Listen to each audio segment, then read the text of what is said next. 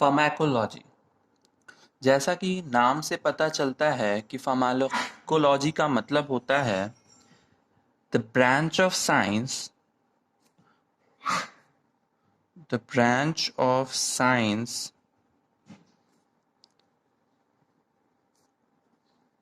which deals with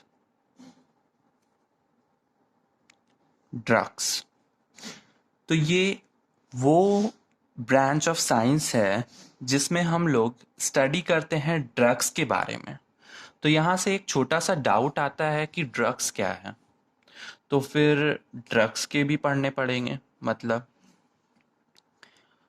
तो क्या हम बोल सकते हैं कि बेसिकली हम लोग ड्रग्स का मतलब समझते हैं कि वो चीज़, वो सब्सटेंस जिससे कि हम लोग कोई भी पैथोलॉजिकल कंडीशन को ठीक कर सकते हैं। ठीक है, तो ड्रग्स में अगर कह दें हम कि सिर्फ और सिर्फ पैथोलॉजिकल कंडीशंस को ट्रीट करने के लिए जो सब्सटेंस होते हैं उसे अगर ड्रग्स बोल दें तो क्या ये सही होगा? No, it is wrong. For example, the contraceptive pills.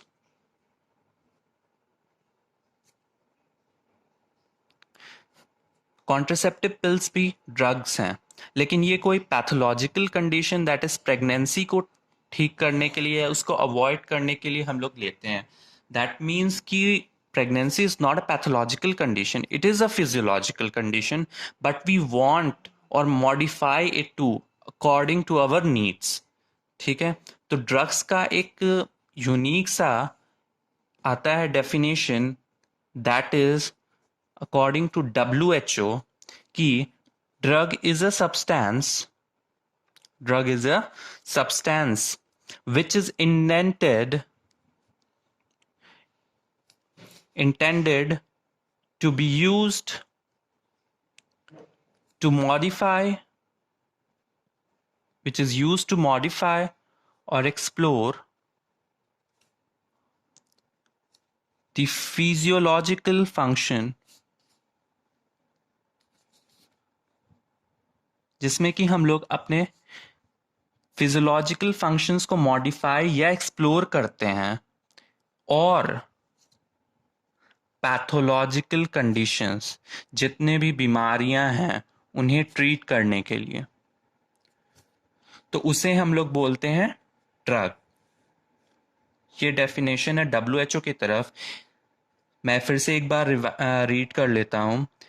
Drug is a substance which is intended to be used to modify or explore the physiological function or pathological state.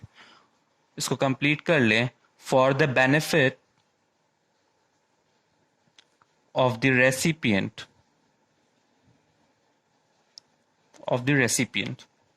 ठीक है, तो अब जैसे कोई ड्रग है तो उस ड्रग का दो चीज होता है। एक तो उसके कुछ बेनिफिट्स होते हैं जिसके लिए हम लोग ड्रग्स लेते हैं, फायदे, और कुछ वैसे इफेक्ट्स भी ड्रग शो करता है जो कि हम लोग नहीं चाहते हैं, लेकिन फिर भी वो ड्रग्स के साथ मिलता है, बेनिफिट्स के साथ साथ, दैट इज साइड इफेक्ट्स।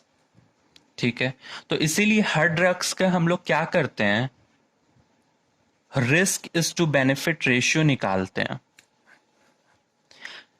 जिसमें ये रेशियो अगर ज्यादा आता है इसका मतलब वो ड्रग मार्केट में नहीं आएगा। ठीक है, वो यूजफुल नहीं है, उसमें रिस्क, साइड इफेक्ट ज्यादा है, that is not useful.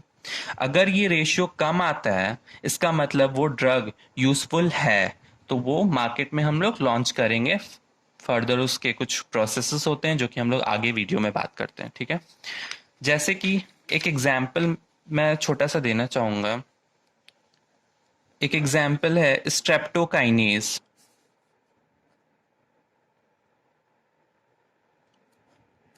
Streptokinase जो हम लोग यूज करते हैं एज अ थ्रोम्बोलिटिक ड्रग,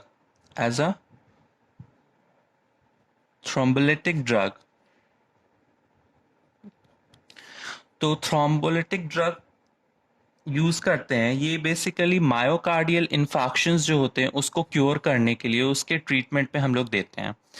लेकिन इसी ड्रग के बेनिफिट्स तो है मायोकार्डियल इन्फार्क्शन में as a thrombolytic drug, but उसके एक साइड इफेक्ट्स भी है.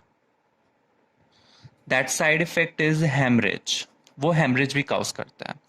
लेकिन ये फिर भी मार्केट में है. क्यों? क्योंकि इसके बेनिफिट ज्यादा है और risk that is side effects कम है. इस वजह से ये मार्केट में है.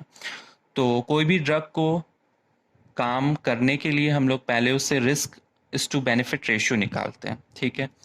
अब फार्माकोलॉजी में हम लोग पढ़ने से पहले बता दिए कि pharmacology is a branch of science which deals with drugs. ये वो साइंस है जो कि ड्रग्स से डील करता है. फिर आता है ड्रग्स का क्या मतलब है. तो ड्रग्स का मेनली तो हम लोग दिमाग में ये लाते हैं कि पैथोलॉजिकल कंडीशन को ट्रीट करने के लिए जो यूज करें उसको ड्रग्स कहते हैं. लेकिन ऐसा नहीं है, क्योंकि कॉन्ट्रासेप्टिव पिल्स भी लेते हैं तो वो कोई पैथोलॉजिकल कंडीशन थोड़ी ना है. Pregnancy is a totally a physiological condition, but we don't want then we take contraceptive pills. इसीलिए डब्ल्यू के द्वारा एक डेफिनेशन दिया गया है ड्रग्स का, that is the substance which is intended to be use to modify or explore the physiological function or pathological state for the benefit of the recipient. फिर drugs के कुछ बेनिफिट्स हैं, साइड इफेक्ट्स हैं. इसीलिए हम लोग risk is to benefit ratio निकालते हैं. अगर ये ज़्यादा होगा तो ड्रग काम का नहीं है, अगर ये कम होगा रेशियो तो ड्रग काम का है. फिर उसके बाद हम लोगों ने एक एग्जाम्पल लिया, that is streptokinase which is a thrombolytic drug. इसका ट्रीटमेंट मायोकार्डियल इन्फार्क्शन है, साइड इफेक्ट हेमरेज है. ठीक है. अब उसके बाद हम लोग फिर थोड़ा सा देखते हैं आगे कि what are the branches of pharmacology.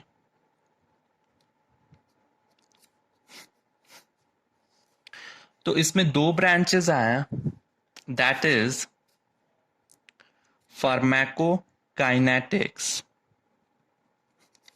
और एक ब्रांच है फार्माकोडायनेमिक्स. हम लोग पढ़ते हैं फार्माकोडायनेमिक्स के बारे में. एक ड्रग है जो कि हमने ओरली लिया. ठीक है. ज़्यादातर ड्रग्स को हम लोग ओरली लेते हैं, तो फिर वो बॉडी में जाता है और बॉडी में जाने के बाद ये ड्रग अपना इफ़ेक्ट शो करता है. ठीक है. इफ़ेक्ट शो किया और जो भी हमें चाहिए था इफ़ेक्ट, वो हमें अपना बेनिफिट के फॉर्म में मिल गया. ठीक है. तो बेसिकली क्या हो रहा है यहाँ पे, the effect of drug on the body, the effect of drug on the body by producing its effect or benefit is known as pharmacodynamics. तो pharmacodynamics क्या है? The effect of drug on body. इसी को हम लोग बहुत सारे chapters में पढ़ेंगे. जैसे हम बता रहे हैं एग्जाम्पल, फार्माकोडायनेमिक्स हम लोग पढ़ते हैं, बहुत सारे चैप्टर्स में है, जैसे कि ड्रग्स एक्टिंग ऑन CVS, फिर drugs acting on CNS, drugs acting on GIT, फिर drugs acting on endocrine system and so on. तो इस तरीके से हम लोग बहुत सारे चैप्टर्स दिए हुए हैं बुक्स में जो कि फार्माकोडायनेमिक्स से डील करता है. अब हम लोग पढ़ते हैं फार्माकोकाइनेटिक्स क्या है. फार्माकोकाइनेटिक्स बेसिकली हम लोग सिर्फ और सिर्फ एक चैप्टर में पढ़ते हैं जो कि होता है जनरल फार्माकोलॉजी. तो इसमें क्या होता है, जस्ट इसी का उल्टा होगा. ये इसमें क्या हो जाएगा, effect of body on drug, effect of body on drug.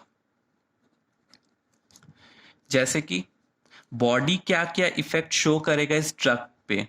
अब जैसे कि हम लोग कोई भी ड्रग अपने ओरली बॉडी में हम लोग लेंगे तो पहले तो बेनिफिट शो करने से पहले ये बॉडी में बहुत कुछ इसका होगा, जैसे कि इसका एब्जॉर्प्शन होगा.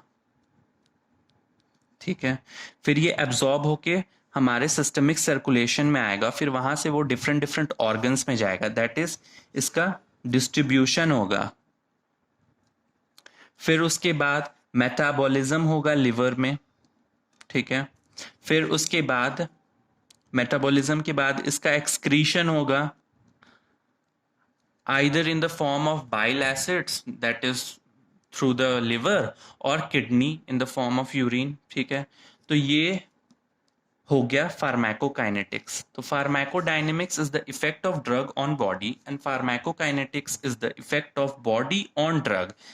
That is example absorption of drug distribution, drug metabolism and drug excretion। अगर हम लोग ध्यान से देखेंगे इसके फर्स्ट लेटर्स को तो ADME आ रहा है, इसीलिए हम लोग फार्माकोकाइनेटिक्स को ADME स्टडी भी बोलते हैं। So that's it.